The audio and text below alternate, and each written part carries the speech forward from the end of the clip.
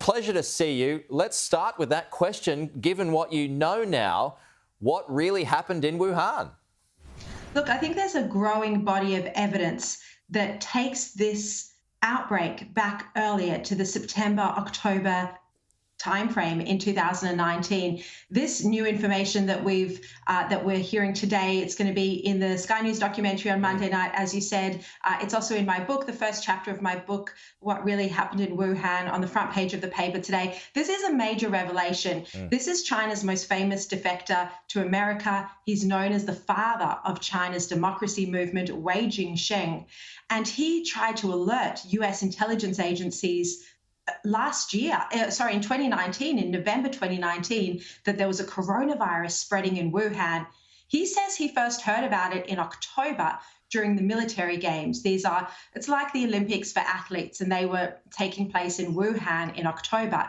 This is being described as potentially the first super spreader event. And so Wei Jingsheng, who was once a Communist Party insider, found out about the coronavirus, and he really tried hard to sound the alarm. I've interviewed other people he told at that time. One of them, Diamond Liu, she'll also be in the Sky News documentary on Monday night. And, this just shows that when China only admitted in late January that the virus was capable of human-to-human transmission, that the virus was contagious, in fact, this was months after they knew they had a problem. So in your interview with the whistleblower, Sharri, and we played a clip of it before, he alludes to the person who knew, had the ear of the president. Does he say who it was? He doesn't.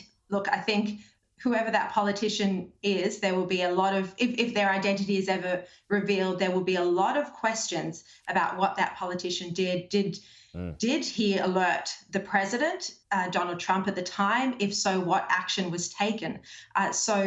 These are very serious questions. Wei Jingsheng told a politician close to the president. He also told the US intelligence agencies that there was a coronavirus in Wuhan in October, November 2019. What was done with this information? As David Asher, he spearheaded a task force inside the State Department into the origins of COVID-19. As he says to me, this sort of intelligence that was either overlooked or not acted on, not taken seriously enough, he said, it could have been like preventing 9/11 before it happened. The US agencies had in their possession information that warned of a coronavirus. We need to know what they did because now we've had 4.6 million people die as a result of this global pandemic. It's a big exclusive that you got. You just talked about Trump, a big exclusive that you got with the president as well, a one-on-one interview. What sort of insight was he able to share with you, Sharri?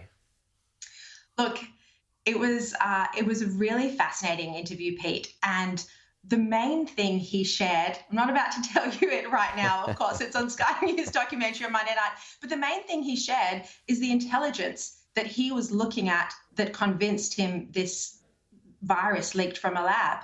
You'll remember that in April last year, April 2020, he came out and said there was strong evidence that this was a lab leak. Everyone ridiculed him at the time. And then he never said what evidence he was looking at that convinced him.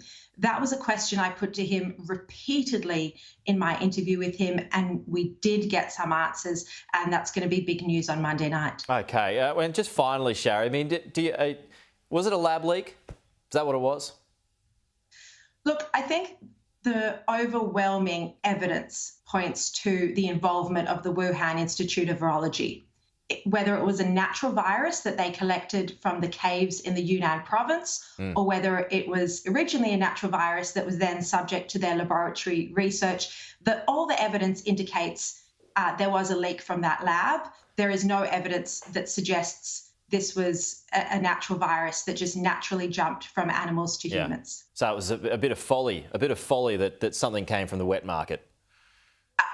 Absolutely. That was a nonsense story from the beginning. It never stacked up. And it's kind of embarrassing now when you look back at how world leaders, including Scott Morrison, were calling for the closure of unhygienic wet markets. They might be unhygienic, but this isn't where the virus came from. Okay, Sharri Markson, terrific stuff. Thank you for your time this morning. Appreciate that. And folks, all of those new claims and all of that information will be revealed on Monday night, 8 p.m. What really happened in Wuhan? So right here on Sky News.